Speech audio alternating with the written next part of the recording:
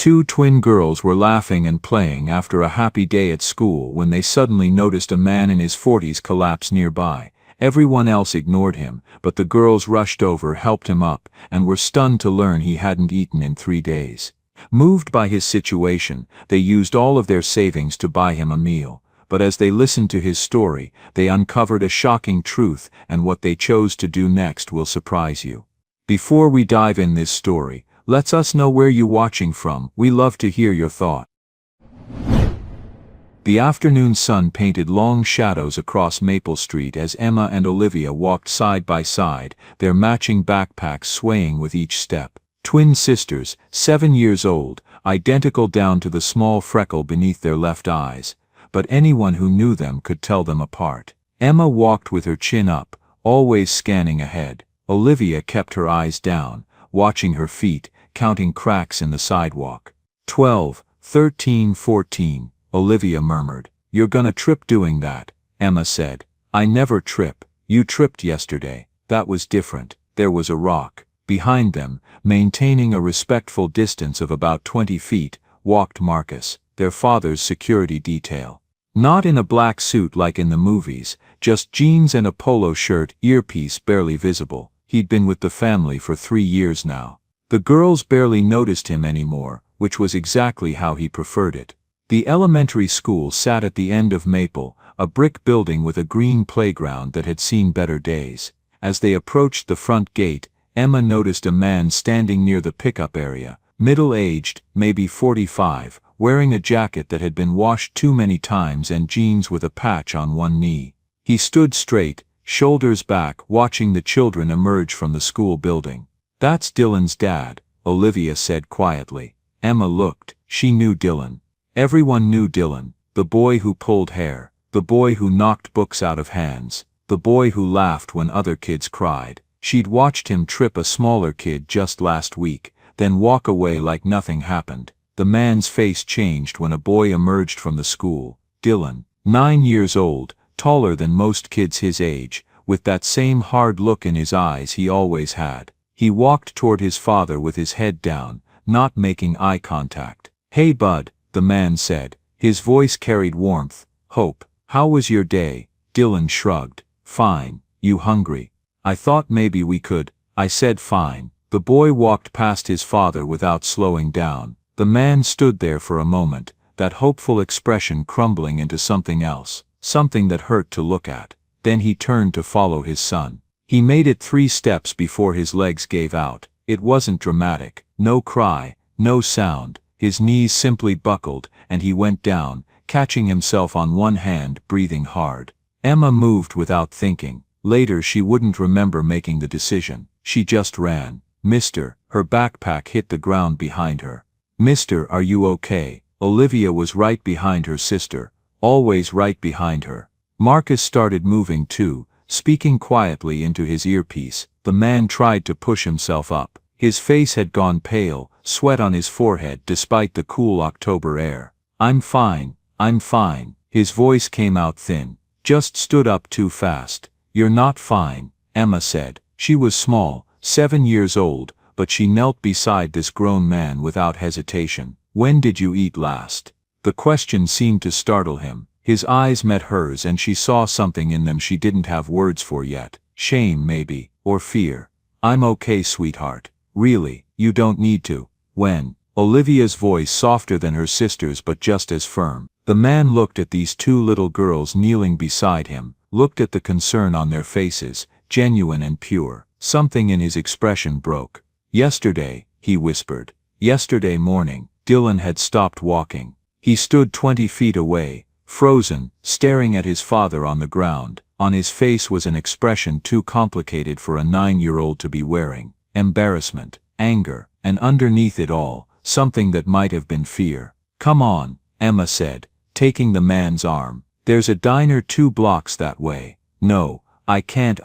"Yes you can." Olivia took his other arm. The man looked from one girl to the other. They couldn't have weighed 70 pounds combined, these 2 children, but they were pulling at him with all their might, trying to help him stand. He let them. Dylan turned and ran. His father watched him go, and the pain on his face had nothing to do with hunger. But the twins were pulling him forward, chattering about the diner, about how Mrs. Chen made the best soup, about how he needed to eat something right now, and somehow he found himself walking, one foot in front of the other, supported by two children who decided he mattered. Marcus followed at a distance, phone to his ear, updating someone, probably their father. But he didn't interfere. He'd learned 3 years ago that these girls had minds of their own, and sometimes the right thing to do was just make sure they stayed safe while they did what they thought was right. The man's name, they learned as they walked, was Richard Torres. He worked construction when there was work. He'd missed 3 days this week because the site had been shut down. Something about permits. He'd been at the school to pick up Dylan because the boy's bus pass had expired,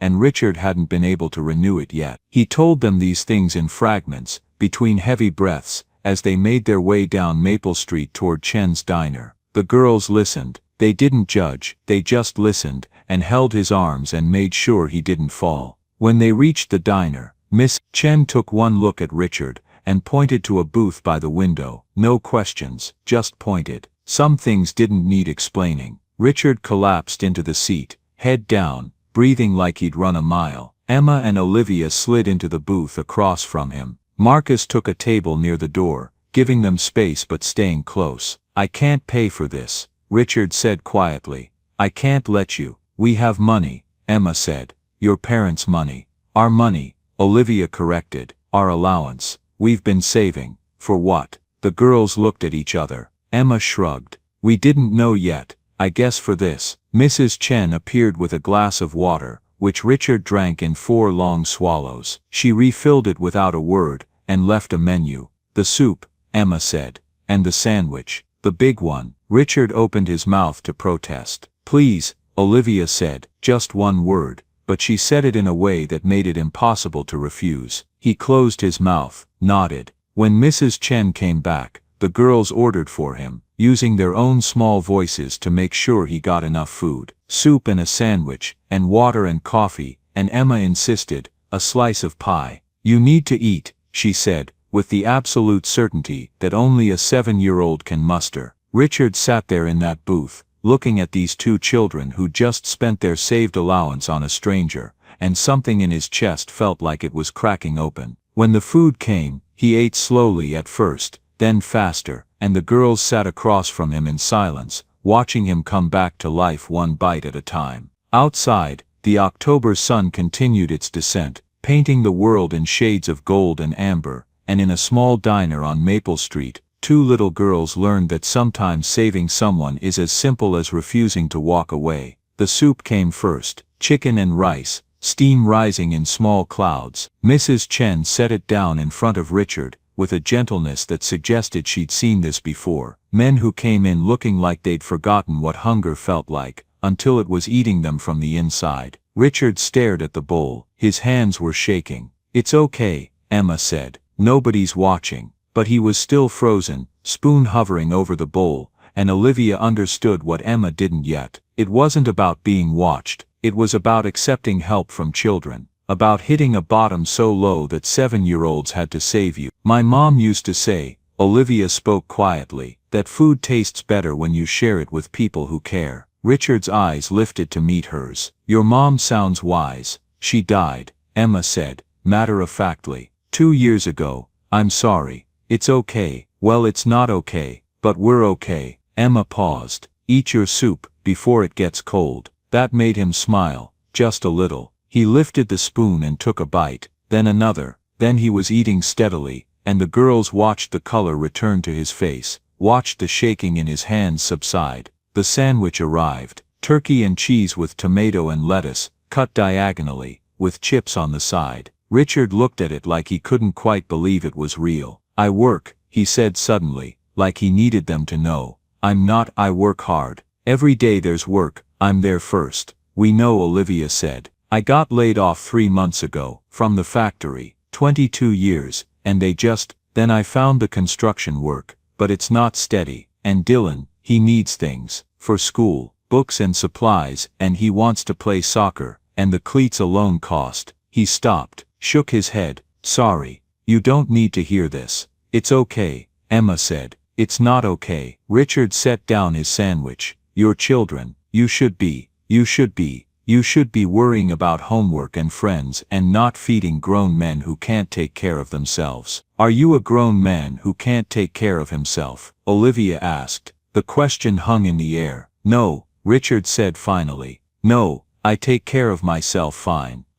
This week was hard. The permit thing, and I'd been saving for Dylan's field trip, and then the landlord needed the rent early because of some issue with the building, and I made sure Dylan ate. I always make sure he eats, but I thought I'd be fine until tomorrow when I get paid. But, he trailed off. I'm making excuses. You're explaining, Emma corrected. That's different. Richard picked up his sandwich and took a bite, chewed slowly. When he spoke again, his voice was steadier. Dylan's a good kid, he is. He's just angry right now. At me, at the world, at everything. The girls didn't respond to that. They'd both seen Dylan knock a lunch tray out of a smaller kid's hands just last week. They'd seen him laugh about it, but they didn't say that. He's angry because kids at school, they talk. Richard continued. They see that I can't afford the things other parents can afford. They see that he wears the same jacket every day because it's the only one that still fits, and he takes it out on other kids because he doesn't know what else to do with it. That's not fair to them, Emma said. The other kids? No, Richard agreed. It's not, and I tell him that. Every time the school calls, every time I hear about something he did, I tell him, but I don't know how to help him. I'm trying to keep us fed and housed and I'm failing at both, so how am I supposed to teach him how to be a good person when I can't even? He stopped, put his face in his hands. God, I'm sorry, I'm sitting here unloading on two little girls who just bought me lunch. What's wrong with me? Nothing's wrong with you, Olivia said softly. You're just tired. Richard looked up. This small child, with serious eyes had said it so simply. You're just tired. Like that explained everything, and maybe it did. Yeah, he said. Yeah, I'm tired. Then eat, Emma said, and rest a little bit. We have time. They did have time. School had ended 20 minutes ago. Their father wouldn't expect them home for another hour. Marcus was watching from his table, patient and alert, and Richard needed to sit in this booth and eat this meal and remember what it felt like to have someone care. He ate the sandwich, the chips. When Mrs. Chen brought the pie apple with a scoop of vanilla ice cream, he actually laughed. I can't eat all this. Try, Emma challenged. So he did, and while he ate, the girls told him about school, about their teacher, Mrs. Patterson, who always wore bright colors and smelled like peppermint, about the class hamster who'd escaped last week and turned up in the art supply closet, about the upcoming book fair where they both wanted to buy the same series but hadn't decided who would get which books first. Normal things, child things, and Richard listened and ate and felt something in his chest loosen, just a little, just enough to breathe. When he finished, he pushed the empty plate away and looked at these two girls who'd somehow decided he was worth saving. How much was all this? He asked. Doesn't matter, Emma said. It matters to me. Olivia pulled out a small pink wallet from her backpack, counted quietly. $23.47. We had $38 in savings. Now we have $14.53. Richard closed his eyes. $23. To them, probably a fortune. To him, the difference between making it through the week and not. I'll pay you back, he said. You don't have to, Olivia replied. I will, I promise. When I get paid tomorrow, I'll find you, and you don't have to, Emma repeated, firmer this time. That's not why we did it. Then why? The question seemed to genuinely confuse Emma. She looked at her sister. Olivia looked back. They had one of those silent conversations that twins have, whole paragraphs exchanged in a glance. Because you needed help, Emma said finally. And we could help, so we did. It was that simple to them. That clear. And Richard sat there in Chen's diner, feeling something he hadn't felt in months. Not hope exactly. Something smaller than hope. Something more like the memory of hope. The possibility that maybe the world wasn't entirely empty of kindness. Thank you, he said. His voice cracked on the words. Thank you. You're welcome, they said together. Outside the sun had dipped lower. Marcus stood and stretched, ready to walk them home. The girls gathered their backpacks. Richard stood too, steadier now, color in his face, hands no longer shaking. Will you be okay? Olivia asked. Yes, Richard said, and for the first time in days, maybe weeks, he thought it might even be true. Yes, I think I will. They left him there at the diner, Mrs. Chen already bringing him a coffee refill he hadn't asked for. As the girls walked away with Marcus trailing behind, neither of them looked back. They'd done what they'd set out to do, fed someone who was hungry, helped someone who needed it. It was only later that they'd learned how much that simple meal had meant, how much it had changed, how that $23.47 would ripple outward in ways none of them could predict. But for now, they just walked home through the October afternoon, their backpacks lighter, their wallet lighter, their hearts somehow fuller than before. The house sat back from the street, partially hidden by old oak trees that had probably been there since before the neighborhood was built. Not a mansion, not ostentatious, but clearly expensive. Clean lines, wide windows, the kind of place that whispered money rather than shouted it. Marcus walked them to the door, nodded to them both, and returned to his car. The girls found their father in his study, reading glasses perched on his nose, papers spread across his desk. Robert Winters looked up when they entered, and his face softened immediately. There are my girls, he said, setting down his pen. How was school? Good, Emma said, dropping her backpack by the door. We helped someone today. Robert's expression didn't change, but something shifted in his eyes. Interest, attention, tell me. So they did, both of them talking over each other, correcting details, adding things the other forgot. Their father listened without interrupting, the way he always did when they had something important to say. When they got to the part about spending their savings, he simply nodded. All of it, he asked. Most of it, Olivia said. We have $14.53 left, and you bought him soup and a sandwich and pie. And coffee, Emma added. Mrs. Chen gave him coffee. Robert leaned back in his chair. He was quiet for a moment, studying his daughters. They looked so much like their mother, the same dark hair, the same serious eyes that could turn bright with joy in an instant, the same core of steel wrapped in gentleness. Do you know why I've never told you no when you want to spend your money? He asked. The girls shook their heads. Because it's yours, I give it to you, and then it's yours to do with as you choose, and how you choose to use it tells me who you are. He paused. Do you know what you told me today? That we're bad at saving, Emma ventured. That made him smile. No, you told me that you pay attention, that you notice when someone is suffering, that you don't wait for someone else to help, that you're willing to give up something you value to ease someone else's pain. He took off his glasses, cleaned them on his shirt. Your mother would have done exactly the same thing. The room got quieter. They didn't talk about her often,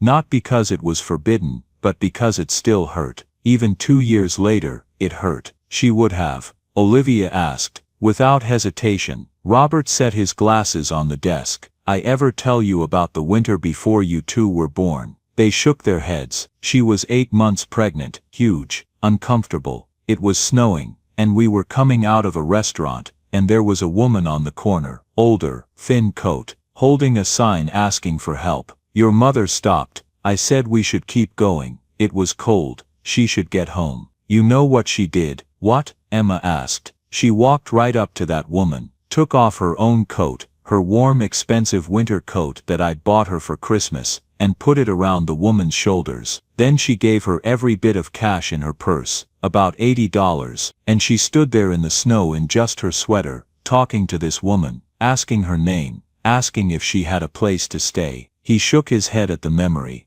I was furious, worried she'd get sick, worried about you too. But she looked at me and said, money only matters if you use it when it matters. The girls sat with that. Did she get sick? Olivia asked. No, but she never got that coat back. Never tried to. Said the woman needed it more. Robert looked at his daughters. When I give you your allowance, I'm not giving you money. I'm giving you choices. And today you chose kindness. Your mother would have been so proud. Are you proud? Emma asked. More than I can express. Emma shifted in her chair. The man has a son, Dylan. He goes to our school. Dylan Torres. You know him. I know his name has come up in some parent meetings. He's been having trouble. He's mean, Emma said bluntly. He pushes kids, says awful things, made a third grader cry last week. Robert considered this, and his father is struggling. A lot, Olivia said. He hasn't eaten in a whole day, maybe more, and Dylan is embarrassed by him.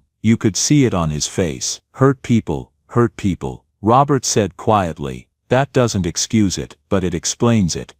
So what do we do? Emma asked. What do you want to do? The girls looked at each other. That silent conversation again. We want to help, Olivia said, but we don't know how. Maybe you already did. Robert stood, walked to the window. The late afternoon sun slanted through, golden and warm. Sometimes help isn't about fixing everything. Sometimes it's just about showing someone they're not invisible, that someone sees them, someone cares.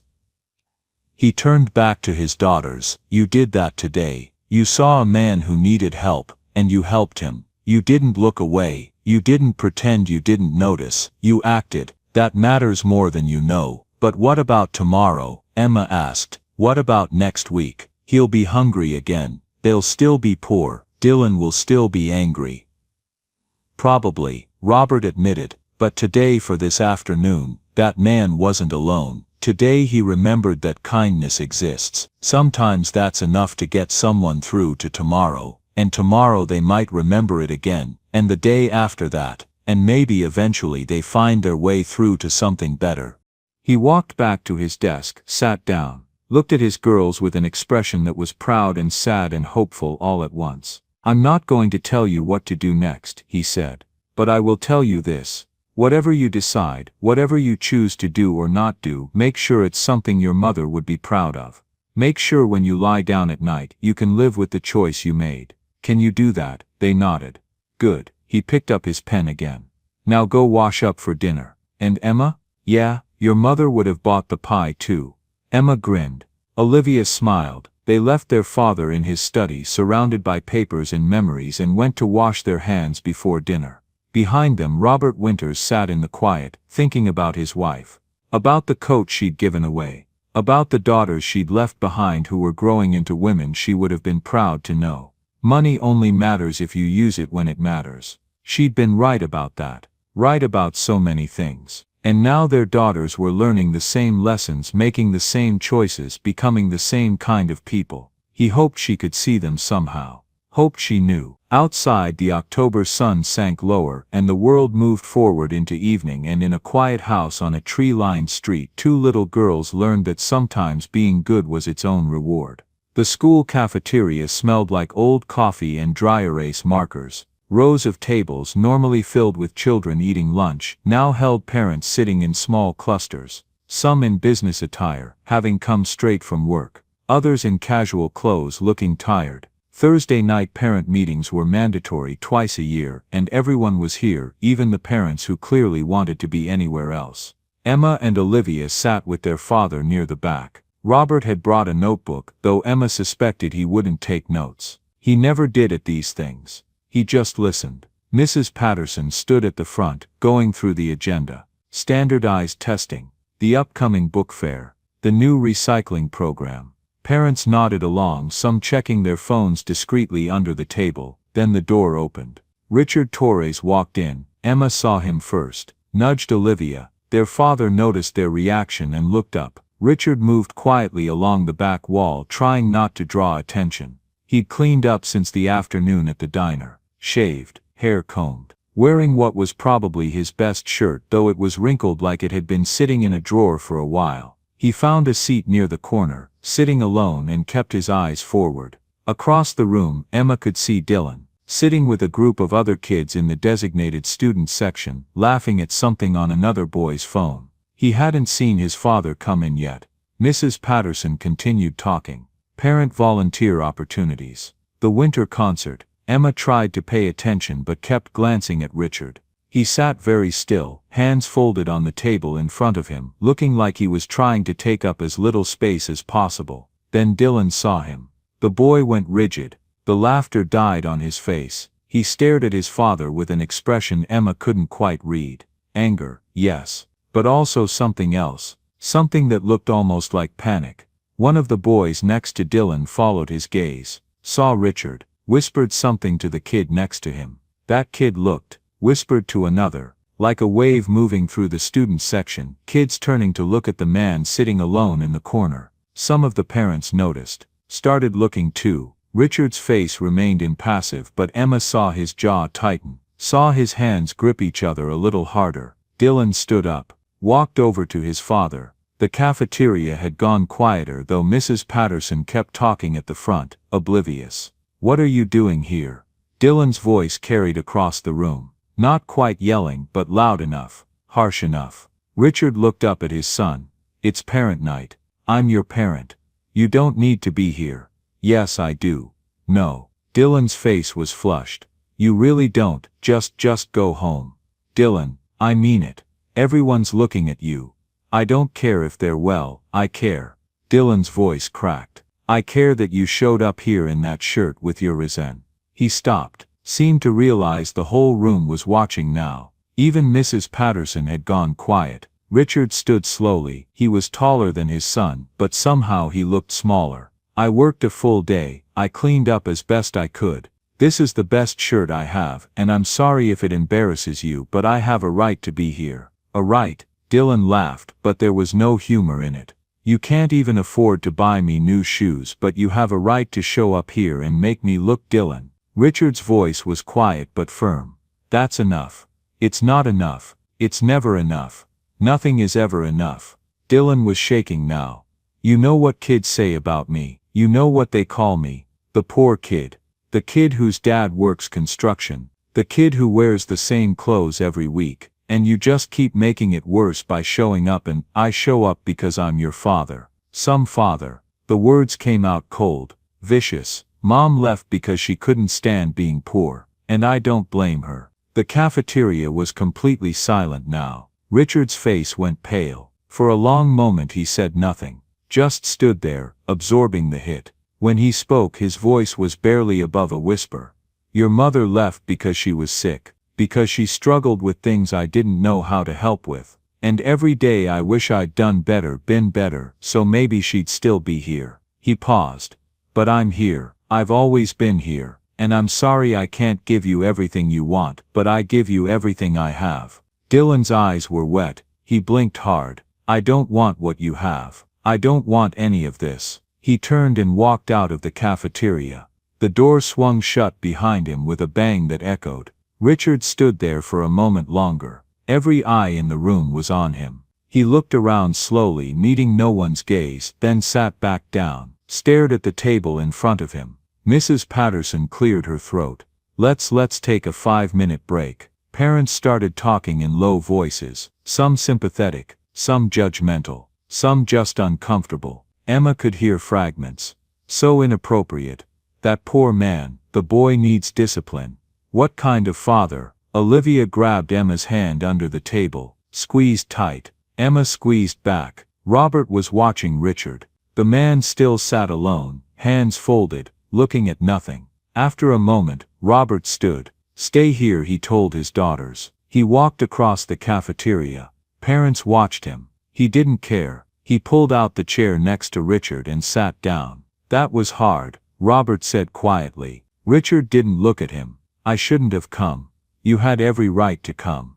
"Did I?" Richard's laugh was hollow. "Look at me. Look at this shirt. These shoes. I can't even. I thought, if I just showed up, if I just tried to be involved, maybe." He trailed off, shook his head. "I don't know what I thought." "You thought you'd be a father. That's what you thought. I'm failing at it.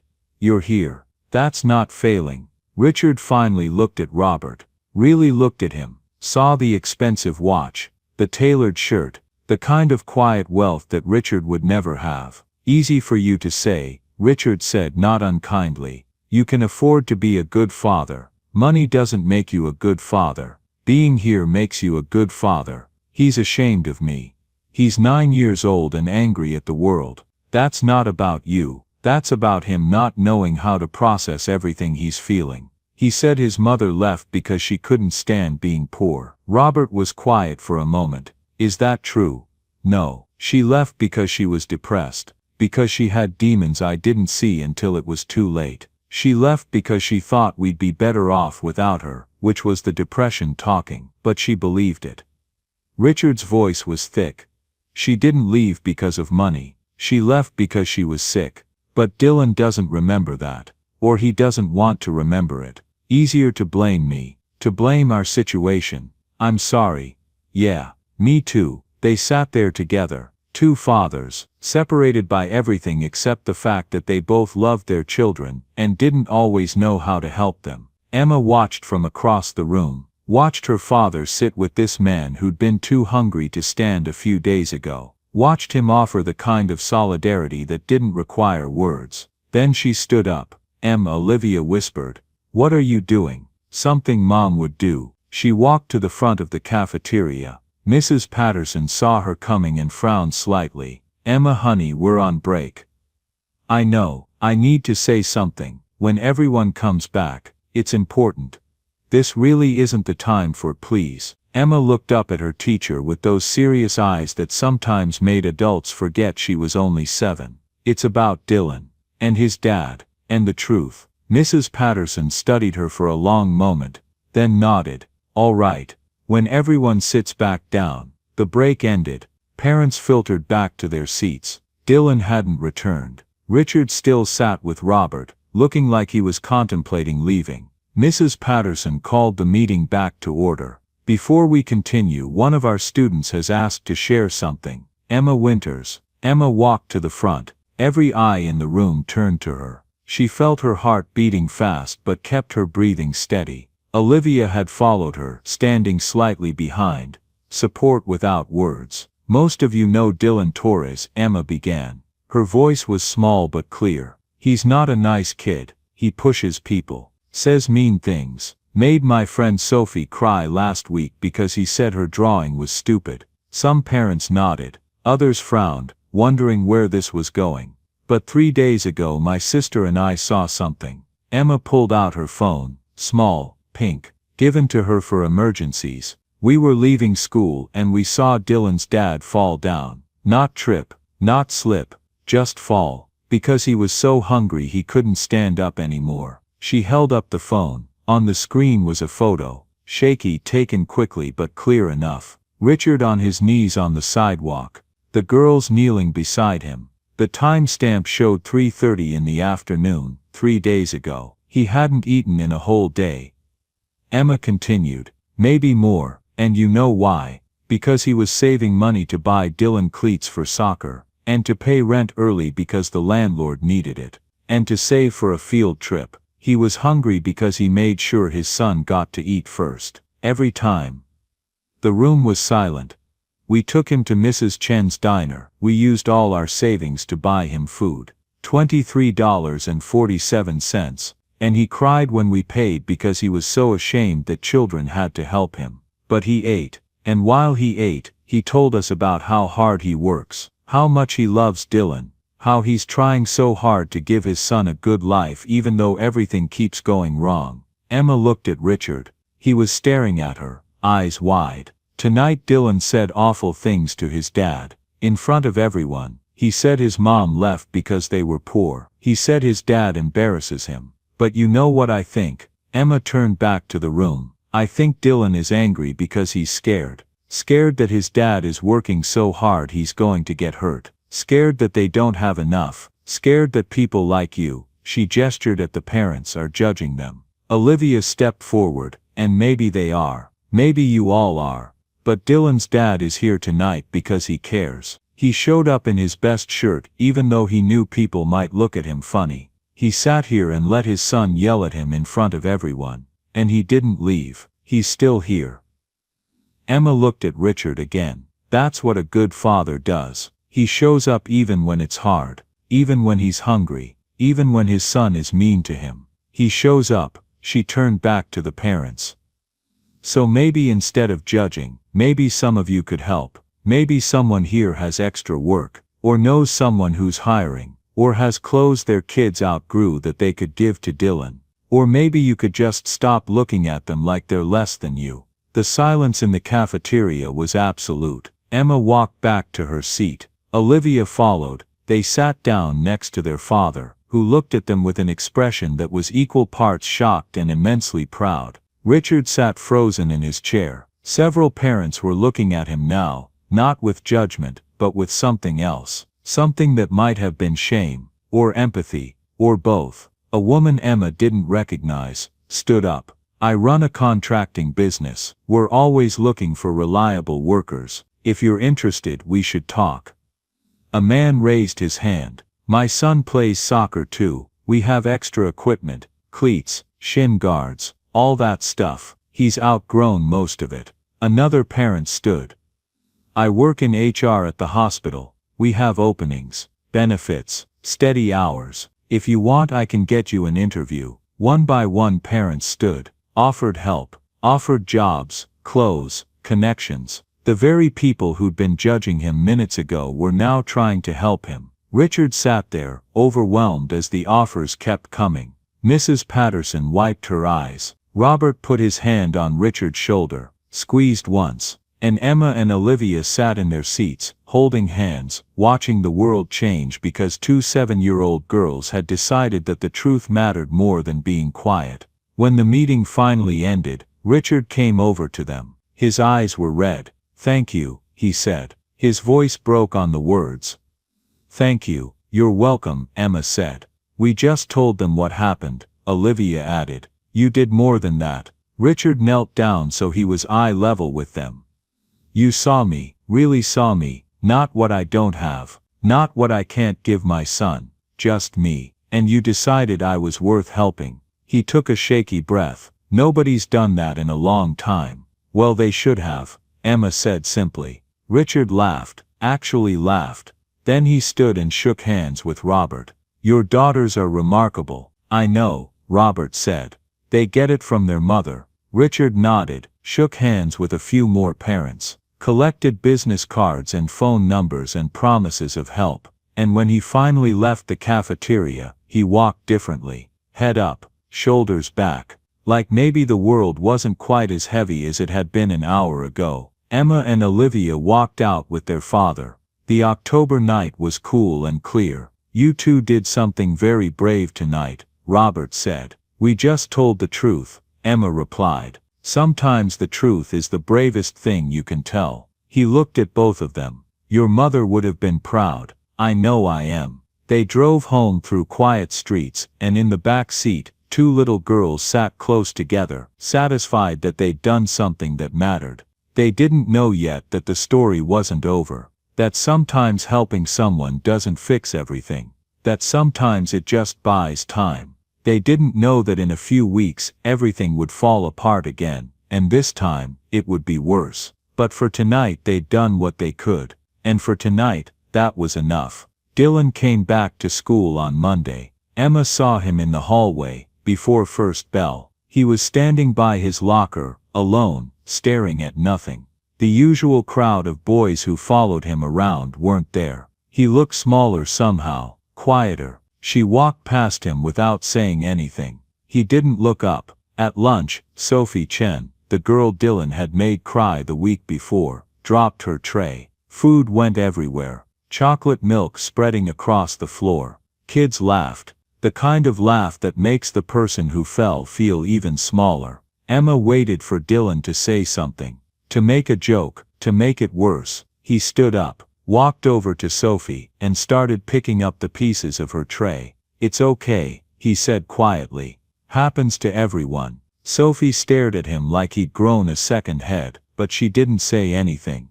Just knelt down and helped him clean up. Emma watched from her table. Olivia watched too. "Did that just happen?" Olivia whispered. "I think so." Over the next week they saw more changes. Small ones. Dylan stopping to hold the door for a girl with crutches. Dylan not laughing when a boy gave the wrong answer in class. Dylan sitting alone at lunch instead of in the middle of his usual group. By the second week the changes were more obvious. He'd stopped pushing kids in the hallway. Stopped making snide comments. Once Emma saw him help a first grader pick up dropped books. "You okay?" Emma asked him that day. Dylan looked at her, really looked at her. His eyes were different now. Less hard, more tired. "I'm trying to be," he said. "Trying to be what? Better." Like my dad deserves. He shifted his backpack. What you said at that meeting, about him not eating, about him being hungry because he made sure I ate first. I didn't know. He didn't want you to know. That makes it worse. Dylan's voice cracked a little. He was falling down because he was starving himself for me, and I was treating him like he was nothing. Like he was something to be ashamed of. You were angry, Olivia said gently. I was stupid. Dylan looked down, and now I'm trying to be less stupid, but I don't know if I know how. You're doing okay so far, Emma said. Am I? You helped Sophie. You stopped being mean. That's something. It's not enough. It's a start. Dylan nodded slowly, walked away. Emma watched him go. He's different, she said to Olivia. Yeah, think it'll last. I don't know. At home that night the girls told their father about the changes in Dylan. People can change, Robert said, when they have a reason to, when they see the cost of staying the same. He seems sad though, Olivia said. Probably is sad, realizing you've hurt people, that you've wasted time being angry instead of grateful. That's a heavy thing to carry. Robert set down his book. But sadness isn't always bad. Sometimes it's the price we pay for growing up. That doesn't seem fair, Emma said. It's not, but very few things are. 3 weeks after the parent meeting, Richard Torres stopped by the house. The girls were doing homework in the living room when the doorbell rang. Robert answered it. Mr. Torres, Robert said. Please come in. Richard stepped inside, looking uncomfortable in the large house. I hope this is okay. I wanted to thank you, and your daughters, in person.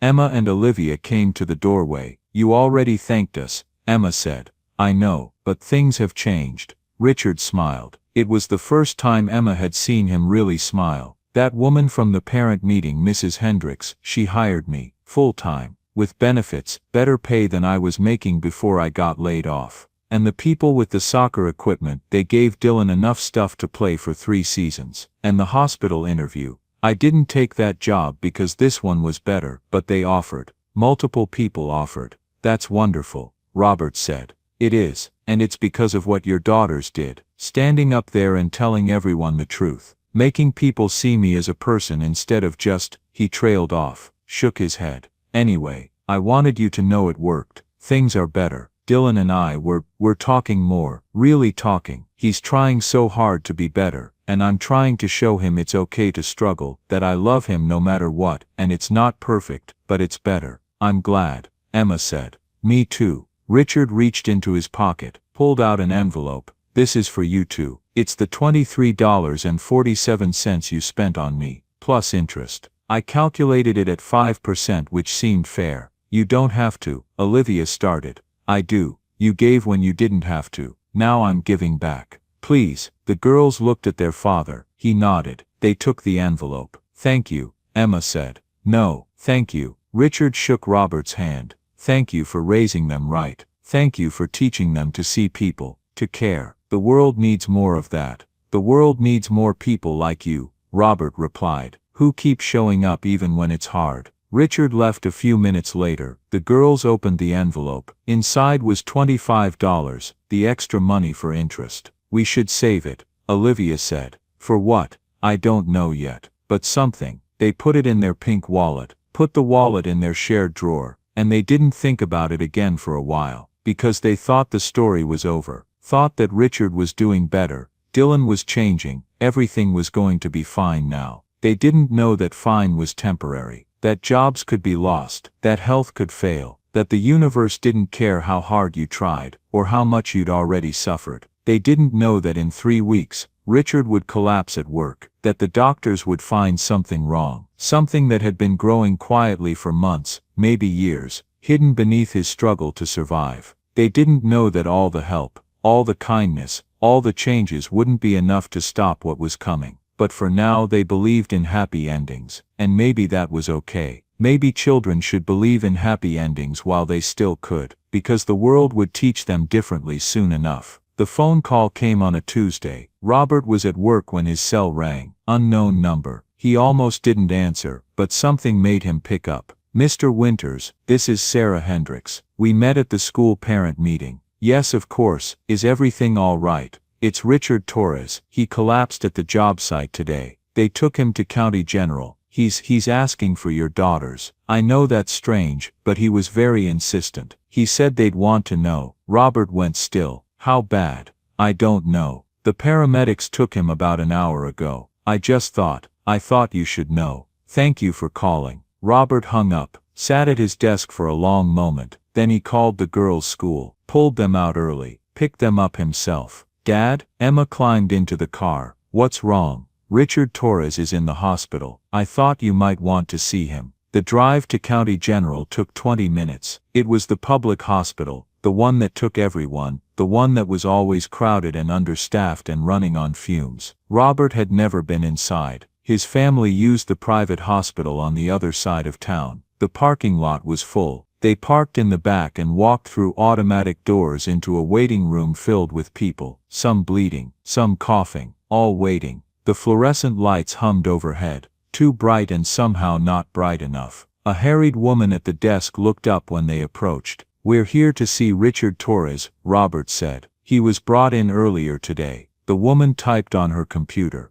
Are you family? Friends? He's in the ER. Bay 7. You'll have to wait until. We'll wait, Robert said. They found seats. The chairs were plastic, uncomfortable. The air smelled like antiseptic and fear. An old TV in the corner played a game show with the sound off. Emma watched a little boy cry in his mother's arms, watched a man hold a towel to his bleeding hand, watched nurses rush past, always in a hurry, always needed somewhere else. This is where people come when they can't afford anywhere else, Olivia said quietly. Robert nodded. This is where people come when they don't have a choice. They waited an hour, then another. Finally a nurse approached them. You're here for Richard Torres? Yes. Robert stood. He's stable, dehydrated, exhausted, but there's something else. The nurse hesitated. The doctor will need to talk to him about it, but they found something concerning. They're running more tests. Can we see him? Emma asked. The nurse looked at these two little girls, serious and worried. 5 minutes. He needs rest. Bay 7 was separated from the other bays by a curtain. Richard lay in a bed that had seen better days, an IV in his arm, looking pale and small under the thin hospital blanket.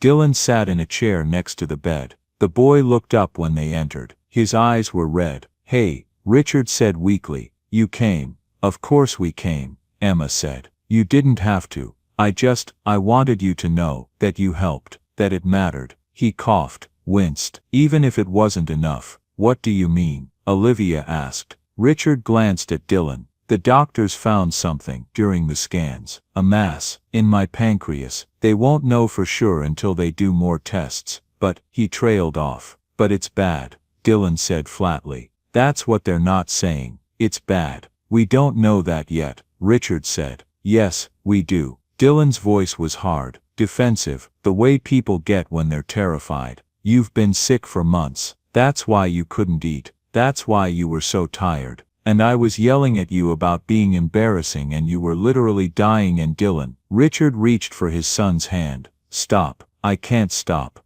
I can't. Dylan's voice broke. This is my fault. No. Yes. If I hadn't been so awful, if I'd just paid attention, if I'd noticed. You're 9 years old. It's not your job to notice. Richard squeezed his hand. It's my job to take care of you. Not the other way around. But who takes care of you? Richard didn't have an answer for that. The girls stood there, witnessing this moment, this rawness, this fear. Robert put a hand on each of their shoulders. The tests will take a few days, Richard said. Then we'll know more. But I wanted you girls to know that what you did buying me that meal, standing up at that meeting, it mattered. It gave me a few weeks where things were better, where I got to see Dylan try to be a better person, where I got to feel like maybe we'd be okay. He smiled, but it was sad. Even if we're not okay, I got to feel it. And that's more than I had before. You'll be okay, Emma said. But her voice wavered. Maybe, maybe not, but either way thank you.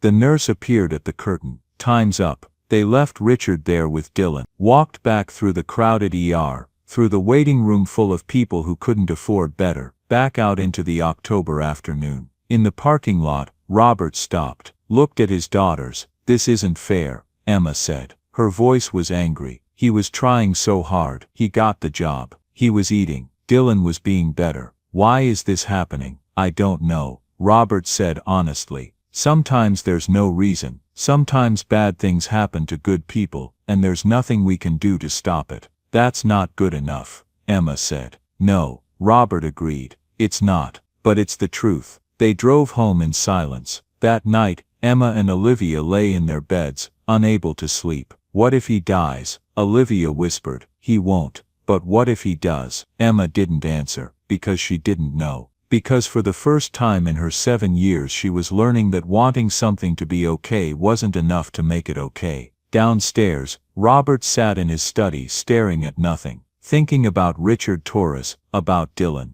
about how unfair the world could be to people who were trying their best. He picked up his phone, made a call. This is Robert Winters. I need information on the best oncologists in the state. And I need to know what it would cost to move a patient from County General to Mercy Medical Center. He paused. No, it's not for me. It's for someone who can't afford it, but I can. Because money only matters if you use it when it matters. His wife had been right about that, and maybe, just maybe, it wasn't too late to make a difference. The call came at 11:47 p.m. Emma heard her phone buzz, reached for it in the dark. Unknown number. She almost ignored it, but something told her to answer. Hello, Emma. The voice was young, shaking. It's Dylan. She sat up. Dylan, what's wrong? It's my dad. He's the hospital called. They said I need to come. They said, his voice broke. They said I should come now. Emma's chest went tight. Where are you?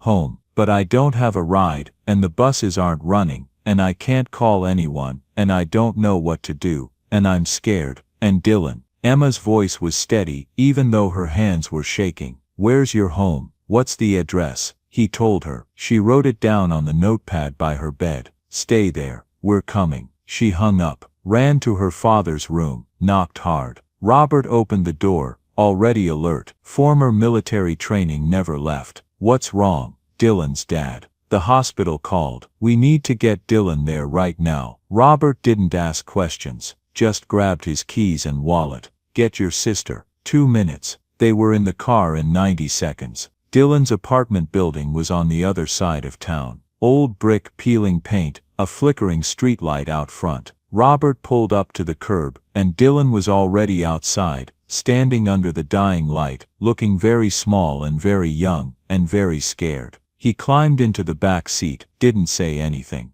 just sat there shaking. Emma reached over and took his hand. The drive to County General was silent, except for Dylan's breathing, which came in short, panicked gasps, like he couldn't get enough air. Breathe, Olivia said softly from the front seat. In through your nose, out through your mouth. Like this, she demonstrated. Dylan tried to follow along. In, out, in, out. His breathing evened out slightly. The hospital parking lot was fuller than it had been during the day. The ER entrance blazed with fluorescent light. Robert parked in the first spot he could find, and they all rushed inside. The same tired woman sat at the desk. Richard Torres, Robert said. His son is here. The woman looked at Dylan. Her expression softened. 3rd floor, ICU, Bay 12. They took the elevator. The doors seemed to take forever to close. Dylan stood in the corner, arms wrapped around himself, eyes fixed on the floor, numbers climbing. 1, 2, 3. The doors opened into a quiet hallway. Nurses moved with purpose but without urgency. The beeping of machines provided a constant rhythm. Everything smelled sterile and wrong. Bay 12 had actual walls instead of curtains. A small room with a window that looked out over the parking lot. Richard lay in the bed, more machines around him now. An oxygen mask covered his face. His eyes were closed. A doctor stood at the foot of the bed, writing notes. She looked up when they entered. Are you Dylan? He nodded. I'm Dr. Chen. Your father has been asking for you. She glanced at Robert and the girls. I'll need to speak with him privately. They can stay, Dylan said. His voice was small but certain. Please, I need them to stay. Dr. Chen hesitated, then nodded. All right. She pulled up Richard's chart on a tablet. Your father's cancer is aggressive. It's spread beyond the pancreas. We've done everything we can to make him comfortable, but, she paused, choosing words carefully, his body is shutting down. Do you understand what that means? He's dying, Dylan said flatly. Yes, I'm very sorry. We're managing his pain, but it could be hours, or days. There's no way to know exactly. Dylan walked to the bed, looked down at his father. The man who'd worked construction in the sun. The man who'd gone hungry so his son could eat. The man who'd shown up to parent meetings in his best wrinkled shirt. Dad. Richard's eyes opened, focused on his son. He reached up and pulled the oxygen mask down. Hey bud, he whispered. Dad, I'm so sorry. I'm sorry for everything I said, for being mean, for being ashamed, for all of it. I'm so stop. Richard's voice was weak but firm. Come here. Dylan leaned closer. Richard took his hand. You listen to me. You have nothing to apologize for. You're 9 years old. You were angry and confused, and that's okay. That's allowed. He took a shallow breath. But I need you to promise me something. Anything. Promise me you'll be kind. Not to me, I'll be gone. But to other people. Promise me you'll remember that everyone you meet is fighting battles you can't see, that you'll help when you can, that you'll be the kind of man who shows up even when it's hard. He squeezed Dylan's hand. Promise me you'll be better than I was. You were good, Dylan said through tears. You were so good. I tried, but you can do better. You're already doing better. I see it. The way you help now. The way you stopped being cruel. I'm so proud of you. Don't go, Dylan whispered. Please don't go. I don't want to. But I don't think I get a choice. Richard's eyes moved to Emma and Olivia standing near the door. You two, come here. The girls walked over. Robert stayed back, giving them space. You saved me, Richard said. That day outside the school. You didn't just buy me a meal. You made me feel human again. You made me feel seen. And you gave my son a chance to become someone better. I'll never be able to repay that. You don't have to, Emma said. I do, so I need you to do something for me. He looked at Dylan. Take care of him. Not his whole life. He'll be fine. He's strong. But right now help him. Please. We will, Olivia promised. Richard smiled, pulled the oxygen mask back up, closed his eyes. His breathing was labored now, rattling. Dr. Chen checked the monitors, made some adjustments. I'll give you privacy, she said quietly. She left. Robert followed her, leaving the 3 children alone with a dying man. Dylan pulled a chair close to the bed, held his father's hand. Emma and Olivia sat on the floor beside him. They didn't talk, just sat there in the humming quiet of machines and shallow breathing. An hour passed, then 2. At 1:30 in the morning Dylan spoke. I don't know what to do, after I don't have anyone. No other family, Mom's gone. Dad's, he couldn't finish the sentence. You'll stay with us, Emma said. What? Our dad will figure it out. He's good at that. But you won't be alone. Why would you do that? I was awful to you, to everyone. Because our mom taught us that money only matters if you use it when it matters. Olivia looked up at him. And you matter. Dylan started crying, really crying. Not the angry tears he'd shed before, but grief, raw and overwhelming. Emma stood and hugged him. Olivia joined. They held on to this boy who'd been mean to them. This boy who was losing everything, and they let him cry. Outside, Robert stood with Dr. Chen in the hallway. The boy needs a guardian, she said.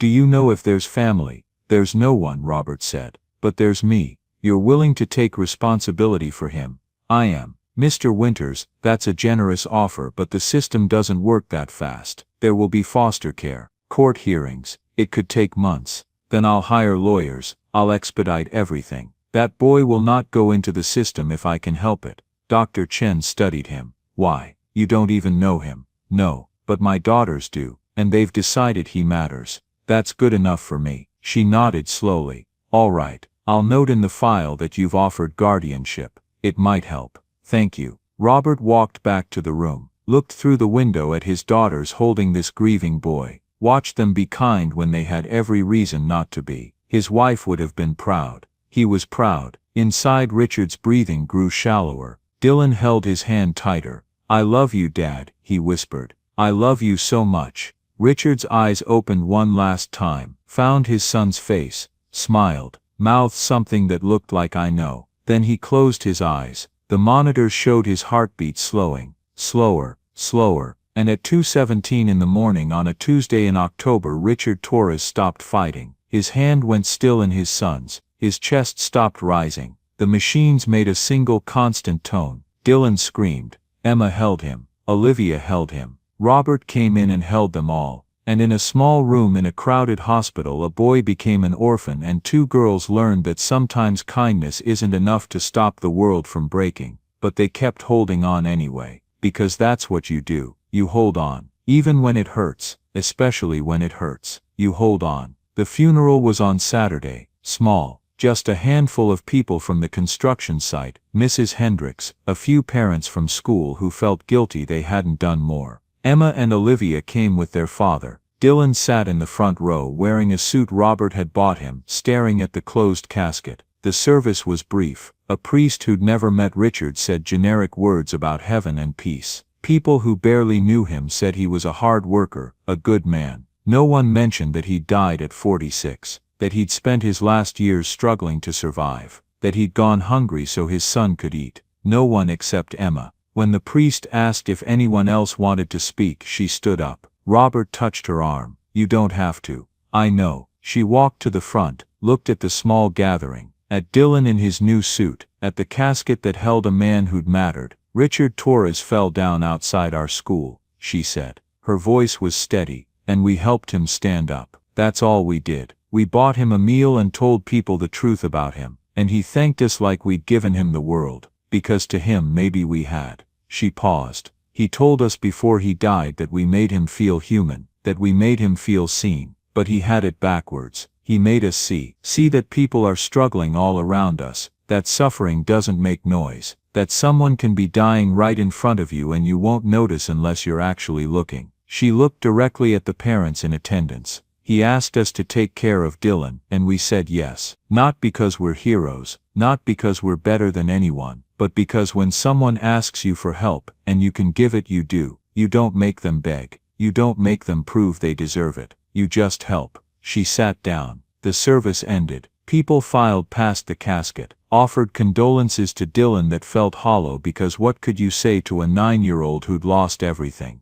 At the cemetery they lowered Richard into the ground. Dylan threw in a handful of dirt. The sound of it hitting the casket made him flinch. Afterward, Robert drove Dylan back to his apartment to pack his things. The landlord had been surprisingly kind, giving them a week to clear out instead of the usual immediate eviction. The apartment was small, 1 bedroom. Dylan had slept on a pull-out couch in the living room. The furniture was mismatched, worn, but it was clean. Richard had kept it clean. Dylan stood in the middle of the living room looking around like he was seeing it for the first time. I hated this place, he said quietly. I was always so embarrassed that we lived here, that we couldn't afford better. He touched the old couch, but he loved it. He'd sit right here every night after work and ask about my day, and I'd barely talk to him because I was too busy being angry that we weren't rich. You were a kid, Robert said. You didn't understand. I should have. Dylan walked to the small kitchen, opened the refrigerator. It was mostly empty, some bread, peanut butter, milk. He always made sure I had breakfast, always. Even when he wasn't eating, he closed the refrigerator. I never thanked him. He knew you loved him, did he? Because I spent the last year treating him like he was invisible. Emma came in from the bedroom carrying a cardboard box. We found some photo albums, and this, she held up a small wooden box. It was in his closet. Dylan took the box, opened it. Inside were report cards, his report cards. Every single one from kindergarten through 3rd grade. A drawing he'd made of their family when he was 5. A Father's Day card from 2nd grade. Ticket stubs from a baseball game they'd gone to 2 years ago. He kept everything, Dylan whispered. Because you mattered to him, Olivia said. More than anything, they packed up Dylan's clothes, his books. A few toys he'd outgrown but couldn't let go of. Everything fit in 3 boxes and 1 suitcase. A whole life in less than what most people took on vacation. On the way out, Dylan stopped, turned back, looked at the apartment one last time. Goodbye, Dad, he said to the empty room. Then he closed the door. Robert had already handled the legal paperwork. Emergency temporary guardianship, expedited because of his connections and his lawyers and his money. Not permanent yet, but enough that Dylan wouldn't go into the system while everything was sorted out. The room waiting for Dylan at the Winters house was the guest room. Robert had offered to let Dylan redecorate, buy new furniture, make it his own. Dylan had declined, said he didn't need anything fancy, just somewhere to sleep. That first night Emma and Olivia knocked on his door. "Can we come in?" Dylan was sitting on the bed, still in his funeral suit. "Yeah." They sat on either side of him. "Are you okay?" Olivia asked. "No." "Yeah, we figured." They sat in silence for a while. "I don't deserve this," Dylan said finally. "I don't deserve a nice room and a roof and people who care. I was awful. I hurt people. I made Sophie cry. I made that kid trip and drop his books. I was cruel and I don't deserve."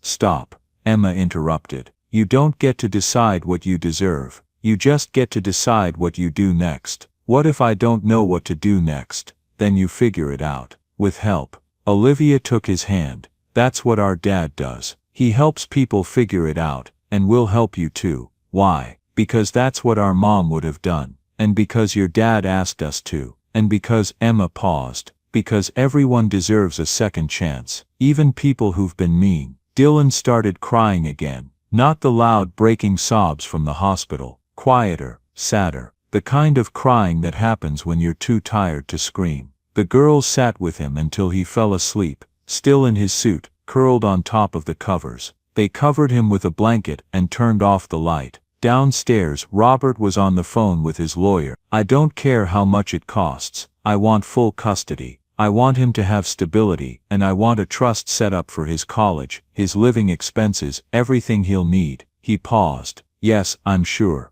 Just make it happen." He hung up, found Emma and Olivia standing in the doorway. "He's asleep," Emma said. "Good. He needs rest, Dad." Olivia stepped closer. "What happens if you can't get custody? What if the court says no?" "Then I'll appeal, and keep appealing. That boy will not end up in a system that doesn't care about him. Not while I have the resources to prevent it. Because of what Mom would have done. Because it's the right thing to do." Robert pulled both girls into a hug. "And yes, because your mother would have done the same thing in a heartbeat." They stood there together, this family that had lost a mother and wife, now growing by one boy who'd lost everything. Outside, the October moon was bright and full. Somewhere Richard Torres was at rest, his struggles over, his son safe. It wasn't fair that he'd died. Wasn't fair that Dylan would grow up without a father. Wasn't fair that a good man had suffered so much. But in the face of unfairness, there was kindness. People choosing to help, choosing to care, choosing to make sure that even when the worst happened, there was still someone there to catch the ones left behind. Money only matters if you use it when it matters. And tonight it mattered so much. The October sun painted long shadows across Maple Street, just like it had 12 years ago. Dylan Torres stood outside the elementary school, watching children pour out of the building. He was 21 now, tall, studying pre-law at the State University, working part-time at a legal aid clinic. He saw a man standing near the pickup area, middle-aged, wearing a jacket that had seen better days, looking tired, looking like he was carrying weight that no one else could see. Dylan walked over. "Hey," he said gently. "You okay?" The man looked up, startled. "Yeah, fine, just waiting for my daughter. You look like you could use some coffee. There's a diner 2 blocks that way. Chen's, best coffee in town. I can't really afford my treat." Dylan smiled. No pressure, just an offer. The man studied him for a moment. "Why?" "Because someone did the same thing for me once, when I needed it. And it mattered." Dylan gestured toward the diner. "What do you say?" The man hesitated, then nodded. They walked together toward Chen's, where Mrs. Chen, older now, grayer, but still running her diner, would see them coming and know exactly what was needed. Where they would sit in a booth by the window, where Dylan would buy this stranger a meal and listen to his story and remind him that he wasn't invisible. Because that's what you do when you've been saved. You save others. At the Winters house, Emma was packing for graduate school, medical school. She'd decided at 14 that she wanted to be a doctor, wanted to be the person who caught the diseases early, who gave people time. Olivia was in the living room, surrounded by legal textbooks, following in her father's footsteps, determined to help people navigate systems that seemed designed to crush them. Robert sat in his study reading, glasses on, looking at a request for funding. A scholarship program for children who'd lost parents, to be named the Richard Torres Memorial Scholarship. He signed the approval without hesitation. Money only matters if you use it when it matters. His wife had taught him that. His daughters had reminded him. And Richard Torres had shown him what it looked like when it mattered most. That evening, Dylan came over for dinner. He did that every Saturday. Part of the family now. Robert had gotten full custody within 6 months, adopted him officially a year after that. The boy who'd been cruel had become the young man who'd learned kindness. They ate together at the large dining table, talked about school, about work, about Dylan's girlfriend who Emma and Olivia had already thoroughly vetted and approved of. After dinner, Dylan helped clear dishes, found Emma standing at the sink, looking out the window at the October sunset. "You thinking about him?" Dylan asked quietly. "Your dad?" "Yeah, me too." They stood there together washing dishes in comfortable silence. "Do you think he'd be proud?" Dylan asked. "Of who I became?" "I think he was always proud of you, even when you were being awful." Emma handed him a plate to dry. "But yeah, I think he'd be really proud of who you are now. I'm trying to be the kind of person who helps, like you two helped me, like your dad helped me, like my dad tried to help me, if I'd bothered to notice. You notice now, that's what matters." "Is it enough?" Emma looked at him. This boy who'd made her life miserable in 2nd grade. This young man who'd grown into someone she was proud to call her brother. "Nothing's ever enough," she said. "But it's something, and something is better than nothing." That night, after Dylan had gone home to his apartment near campus, the twins sat together in Emma's room, surrounded by boxes. "You remember the day we met Dylan's dad?" Olivia asked. "Every detail. Do you think it was worth it? All of it?" "He still died. Dylan still lost everything." Emma was quiet for a moment. "He didn't lose everything. He had us. He had Dad. He had people who cared enough to help. His dad died, and that's awful, and nothing changes that. But Dylan didn't end up alone in the system. He didn't end up bitter and broken. He ended up okay, better than okay." She looked at her sister. "We can't save everyone. We can't stop death or cancer or unfairness, but we can make sure people aren't alone in it. And maybe that's enough." "Maybe," Olivia agreed. Downstairs, Robert sat in the study his wife had helped him design, looking at a photo on his desk. His wife, his girls, taken when Emma and Olivia were 5 before sickness had stolen the woman he loved. She'd taught him so much. About kindness. About using wealth to create change instead of just accumulating more. About raising daughters who saw people instead of categories. He hoped she could see them now. See what they'd become. See the ripples spreading outward from one simple act of buying a hungry man a meal. Outside, the October night deepened. Somewhere in the city, Dylan Torres was helping someone else. Somewhere, Emma was studying to save lives. Somewhere, Olivia was preparing to fight for justice. And somewhere, Richard Torres was at rest, knowing his son had turned out all right. Knowing that 2 little girls had kept their promise. Knowing that kindness had won, even when everything else had fallen apart. The world wasn't fair. It had never been fair. People still suffered, still struggled, still died too young. But there was also this people who noticed, people who helped, people who refused to walk away from suffering just because it was easier. 2 7-year-old girls had seen a man fall and decided he mattered. That decision had changed everything. Not the whole world, not every injustice, but one life, one boy, one chance at something better. And maybe in the end that was how you changed the world. Not all at once, not with grand gestures, but one person at a time. One meal, one moment of kindness, one decision to see someone else's humanity and honor it. The kindness of children had saved an adult, and that adult's son had learned to save others, and those others would save more. On and on, rippling outward, never ending, because that's what kindness does. It multiplies, it spreads, it refuses to die even when the people who started it are gone. Emma and Olivia Winters had bought Richard Torres a meal for $23.47. That meal had bought him dignity, time, hope. It had bought his son a future, and it had reminded everyone who witnessed it that we're not separate. We're connected. Your suffering is my suffering. Your joy is my joy, we're in this together, all of us, always. And on a quiet October night, 12 years after two little girls had made a choice that seemed small at the time, the world was a little bit better because they'd made it. Not perfect, but better. And better was enough. Better was everything.